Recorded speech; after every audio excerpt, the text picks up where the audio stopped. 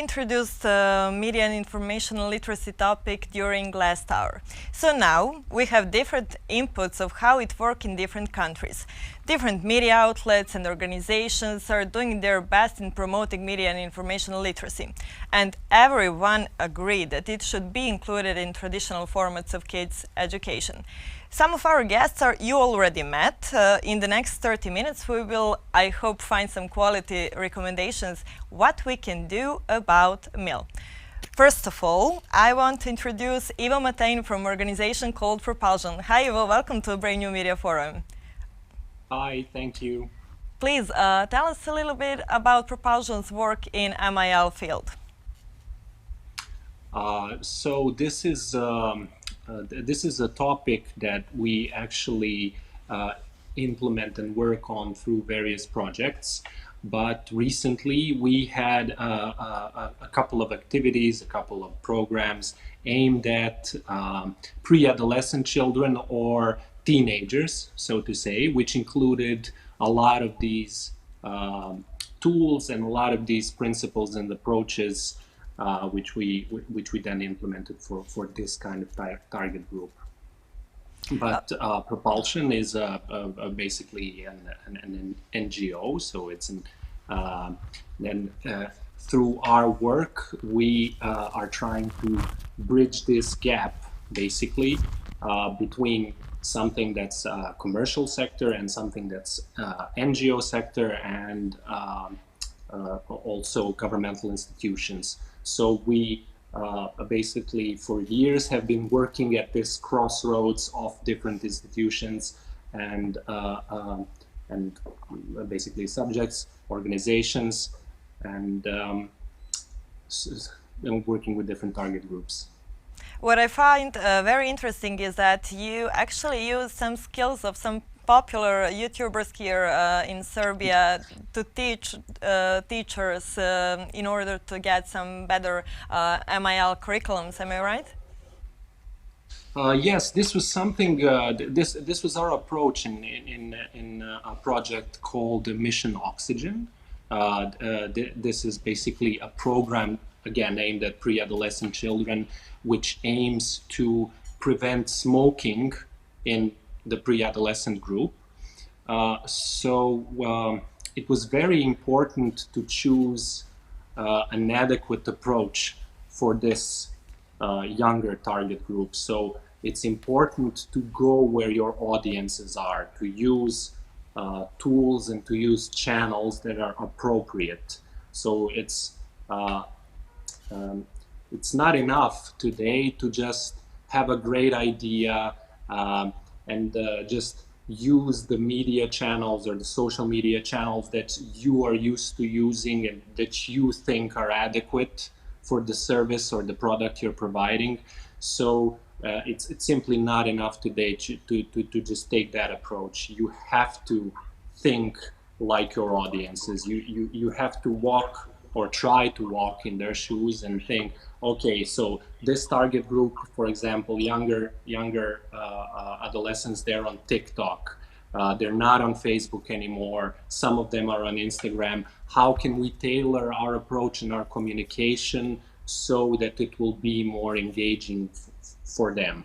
And in that sense, we just acknowledged the influence that these influencers have on our target group, and we decided that this was a good approach.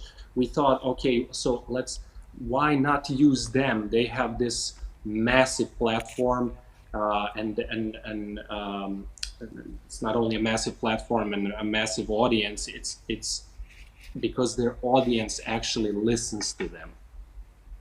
So what we set on about doing is we've actually took a group of professors of elementary school teachers, and we organized a series of workshops for them, which were held by these influencers, YouTubers basically, in order to teach them these new approaches, to teach them about these new channels and tools, and to see if they can implement these approaches in their everyday work. From your experience, is there enough interest from schools and teachers? I once talked to the geography teacher from elementary schools. He told me that the school board gave him a task to teach MIL to students, and they gave them some kind of curricula he had to follow, but that was not actually working, so they just talked about something else. That's a question for all, actually. Yeah, you can answer, of course. I'll keep it short. From our experience, there is a lot of interested school teachers. It's just that the system is not rigged like that, so they can be heard. I think there is a lot of teachers today, not only the younger ones, but even the older ones, that are willing to further their knowledge in this sense. So I think there is some interest among it. Do you guys agree? I couldn't agree more. I would just add that our system here is very rigorous, and it's coming from way up downwards instead of allowing initiatives to grow from bottom up, which we would see if teachers were allowed to say something about what kind of curriculum they want to teach and in the manner of how they are teaching. Is it the same situation in Germany, yeah? I would say so. I mean, I think now during the pandemic, we all realized, and every single teacher realized how important media usage is, or media literacy is for the teachers, for the parents, for media educators, and especially also for children. But I would also stress that sometimes the system doesn't really make it easy. As I've said before, in Germany we don't have a subject called MIL or media literacy. It's that media literacy is part of the whole curriculum, which makes it kind of like a diffuse thing that nobody can really grasp. And I think we have really great teachers that do a lot of work and that try to work together with us, for example, as an institution, invite journalists, do a lot of extra work to have great projects with their students, but it's not everyone, and it's not all the schools really support the initiatives of the teachers. Yeah, I think that's the case sometimes, but what else teachers need to be able to teach MIL to students? Is it a question for the teacher? Well, it's a question actually for everyone, if you can give us some feedback from your experience. Ivo can lead. Yeah, of course, why not? I was going to tell just that it's not, it's hard to call MIL or MIL a subject on its own. Our workshops were aimed at including MIL as a founding principle of teaching. And I think it's something that the teachers themselves recognize. So it's something you have to implement basically in your teaching approach. And I think it's I think a lot of the teachers recognize that this will enable them to transfer the knowledge more easily, more reliably, in more modern ways for the kids today, and make it more engaging. Mm-hmm. Milan, you as a teacher, do you agree?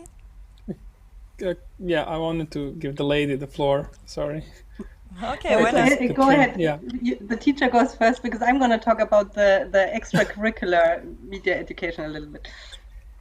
Yeah, well, when you're a teacher, thank you first of all, Kathrin.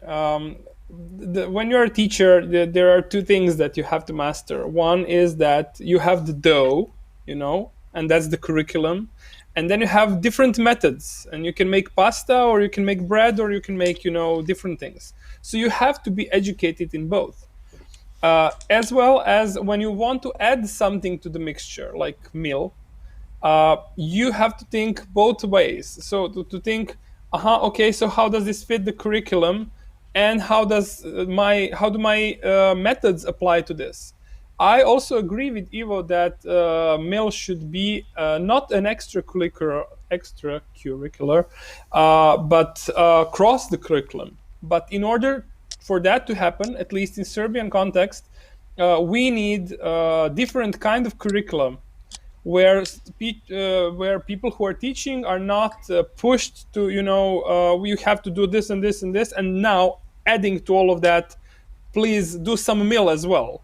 No. We have to get our priorities straight. And if I can have an example, I had only during COVID, one class where students actually asked me to converse with them about what's happening. And I said, okay, this 45 minutes is yours. It started with MIL, but it sprouted to history, to 5G, which is technology, physics, elementary chemistry and biology. And I was stuck there because I'm a Serbian language teacher by education. And I needed my colleagues to be there and say, no, viruses don't spread like that. Tech doesn't work like that. Waves don't kill people. It's not like that. You watched a lot of movies, in the wrong way. So we need to approach this extracurricularly, and we need to allow teachers a lot more freedom if we want that to succeed. I'm sorry if this was a little bit too long. Don't worry, we have time. And I just wanted to stress, since I'm kind of working for a media authority, so out of school, and school is not necessarily our main focus in the project that we support. I mean, we bring projects like Journalism Goes to School to the schools, but it's not that we try to change the curriculum or take influence in it. But I want to stress that media literacy, it doesn't stop once everyone leaves the school. So what we are also very interested is intergenerational projects. So we do not only need to educate young people, because they are quite intuitive with a lot of the media they're using, so they can do they have a lot of skills on the one hand. They might need some perspective on their critical usage and other things, but we also need to educate parents and grandparents, especially now. So I think it's not something that only schools have to do, but the society and also the media outlets have to do. So that's why I like the initiative of Journalism Goes to School, because it's like the journalists use their responsibility also, not to do their job, which they do very well, but also to try to spread their knowledge and their work skills and so on. Actually, this really well connects with the next what I'm about to say, because we have our first question from the audience, and our audience is our youth, as you know already. So they just asked us who's supposed to teach children media literacy, teachers or media professionals, but here we have adults or peers. So what are the pros and cons for each options?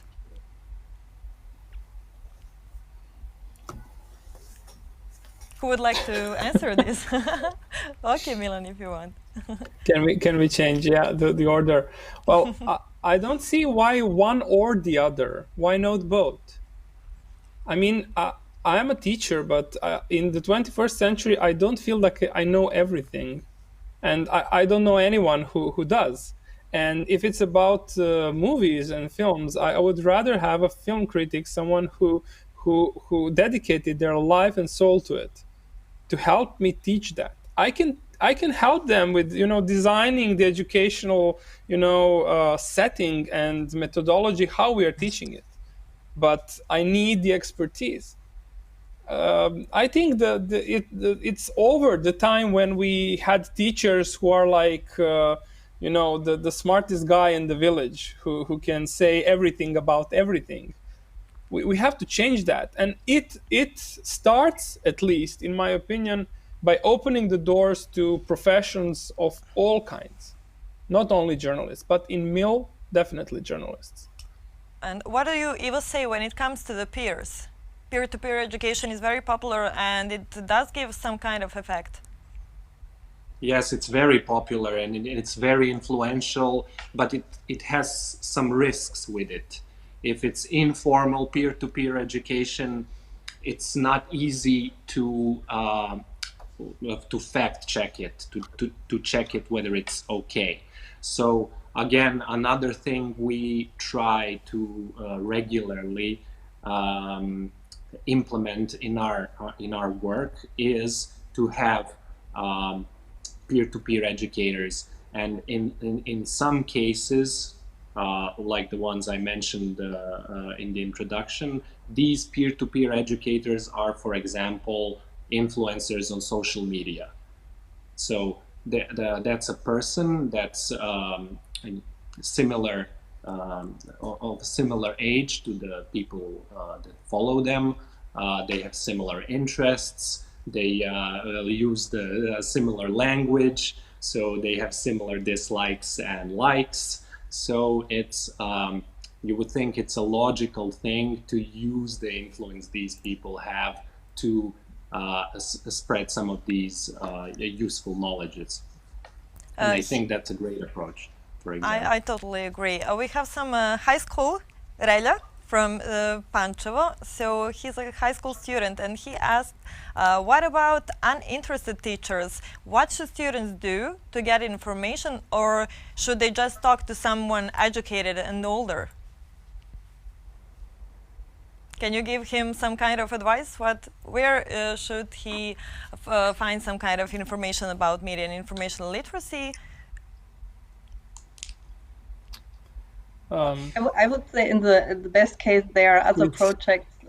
Like as I said, in Germany we have, depending on where you are, for example in Berlin and other states, we have like media competence houses, kind of like where you can actually go and do that in your free time and become a TV producer, become a youth journalist, make films, whatever. So if you have like a holistic media education approach in your area, then even though your teachers might not be very interested, you hopefully find other places where you can where you can learn and where you can actually do stuff in media. So I think that's one of the things you can do. But apart from that, I mean, well, about the teachers, I cannot really say anything because that's administrative, and educational systems can be also very slow, and all curriculums are usually a lot slower than whatever is going on in media and how, you know, media usage is changing. I mean, you've already mentioned it in the session. I mean, I'm already far too old to understand the media that a lot of the young people are using. I understand it, but I don't use it myself. So I mean, I have to educate myself in order to understand what is currently popular, what everyone is interested in. I think so. Yeah, that's a challenge and a lot of work you have to do in order to educate. I can give a quick example from my work. This year we had a project in Sarajevo. This was done with the European Commission in Bosnia and Herzegovina. And we held a series of workshops for 10 of like regionally known influencers. And it was a series of workshops where they learned a lot about media information literacy, a lot about digital information literacy. They learned how to fact check the things they're saying in their videos, in their content. They learned stuff like the difference between freedom of speech and hate speech,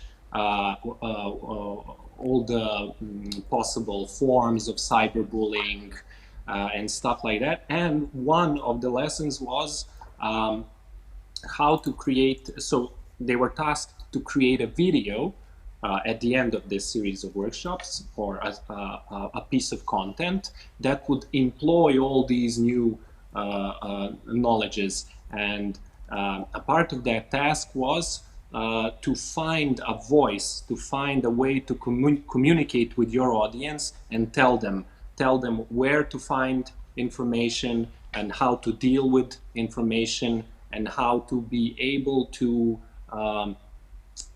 to discriminate that first step, whether something is suspicious, should be checked, or should be taken at face value.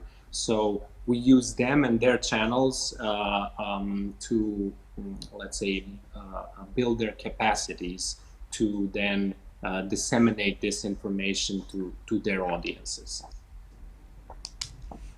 Also, they wanted to ask you, what about their parents? Shouldn't they also get themselves familiar with what their kids need to learn?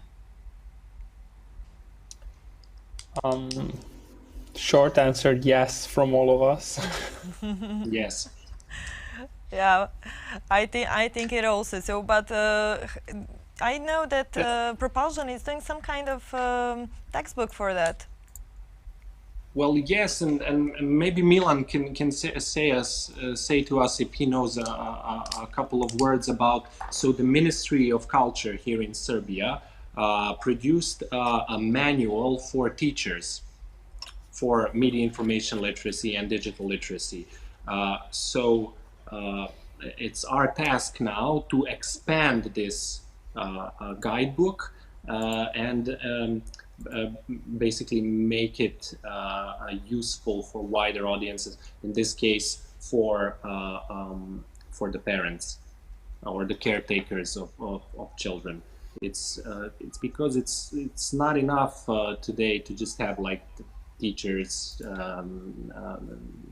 familiar with these principles. You have to keep the parents engaged as well. I mean, the entire society has to join in, and I think I can bring these two questions together. Dear Relja, what you can do, or you can go two ways. You can make a little witch hunt because your teacher is not as motivated as you would like him or her to be, but that will bring you nowhere. You have Learn to Discern program, which is completely available online. You can find it on IREX's site. You can go to Deutsche Welle Academy website and find a very good curriculum which you can use on your own. You can always go on Facebook and try to find Klaus Daman from Deutsche Welle Academy. That would help. But if you are interested in the ways you can help teach and change the education system, you can also contact us from Nauči and maybe join as our volunteer and associate. So what we actually want to achieve is give a lot more space to guys like you in our education. So yeah. Okay, thank you.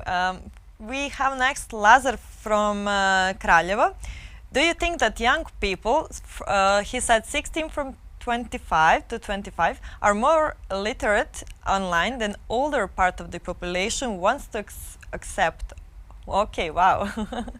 I don't really know what older part of population means, but I think older than 25 in this case. Older than 25, definitely. Yes. Okay. Well, the kids today, they really know a lot about digital tools, digital channels, technology and everything, but they know how to use it. I don't think they know what's behind it. They don't know they know where to click and what to do to post a video, to make a really good TikTok format and stuff like that. But most of them do not know what's in the back end of it and how these technologies actually work, what happens with their data when they're safe online and when they're not safe, when they're giving out too much information about themselves and when they're not. So those are the real perils for that age group. I totally agree. I remember when I had some kind of workshop in MIL. That was exactly my first workshop, and I was working with elementary school kids, and they knew the definition of media information literacy just immediately, and I was really surprised because when I done it with the older people, older than them, they were really confused. They thought that it means to be literate at all, or to know about media, or to know how to post some kind of thing online and everything else. like for example, the mabb is together with other partners, so like Stiftung Neue Verantwortung and the Media Authority from North Rhine-Westphalia, and a lot of other institutions. We are currently doing some research on news and information literacy, and kind of like checking on, you know, who is kind of has which skills. And so the basic idea was to look for, we say that there's a skill set of 6 skills that you need to have if you're very literate in news and information literacy. And the idea behind it is, but we are still waiting for the numbers. I can only give you a cliffhanger because we'll have them in probably January, because we assume that there's an age difference. So depending on your age, you have different skills. So it's not that younger are more versed than olders. It's just, I think they have different kind of skills that you all need. So, and the different skills maybe come from different kinds of media. I think social media need different skills than traditional press or broadcasting media, for example. And so that's something we are also looking into research-wise. And then we're currently developing a little app that you can basically test. Everyone can test their own skill set and see, you know, I'm very good in being a digital navigator, but I'm not very literate in knowing about the media system. So maybe I need to do a little bit of research on that or that. I think it's not only the skills. I think it's a little bit of general wisdom and experience in life. I mean, when you look at television, I think we all have absorbed the medium called television. And you look at a commercial and you see someone who is climbing a Mount Everest, you know. A lot of people don't think we start to, you know, empathize with this guy who is climbing, but we forget there is someone who is recording him. So there are a lot of questions in media literacy that actually depend on us to be inquisitive, to be thinking, why are they telling me this? Who is telling me this? What's the purpose? What's behind it? And these are, life questions that we should be teaching our kids. I need that we need a different educational model where we actually don't consider them kids. We consider them young adults, and we teach them because, you know, they need to know. They need to be inquisitive. Yeah, exactly. Not just because of media literacy, but for everything in life. So, yeah, there is a mixture of things. Yeah, I totally agree. Sorry, kids are on fire today, so we have 2 more questions, but let's just ask you this one, and maybe we will have time for one more. So Vlada from Belgrade, oh, I love this one. Should there be any textbooks for MIL, but should children influence decisions in which way MIL guidelines should be implemented? Wow, nice question. Okay, who would like to answer? That's a great question. Mm-hmm. Could you answer? I can. I think that especially in things that are not taught curricularly now, so you don't have them as a subject, you should be allowed as much freedom as possible, because as soon as it becomes a subject, then there is a curriculum, there is this and this and this lesson by this and this date, and you know how it has to be, and then you get graded in the end. No. The wonderful thing about media literacy is that actually it's completely new to the world. It's something that we are figuring out, not only how to teach, but how to handle this multimodal universe of internet and security and everything. So enjoy your freedom while it lasts. Great for the end. Do you have, guys, some final conclusions, because we are running out of the time? Just one sentence or two, maybe? It's definitely this regarding the last question. It is important to open up this two-way channel, and it's important to consult everyone that's involved in this process, including the young adults or kids or however you want to call them. So it's important because they have some very specific ways of consuming media, and it's not only media information literacy, it's also on the other end digital information literacy. So how to apply critical thinking to this specific group of people.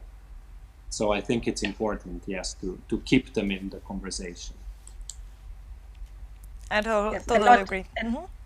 And not to stop at the school, but go beyond, to have also the parents as responsible and other educators to be up to date and educate themselves also. Thank you guys for giving such a great advice. Your experience was very valuable, and thank you for your recommendations to our youth and for such great answers.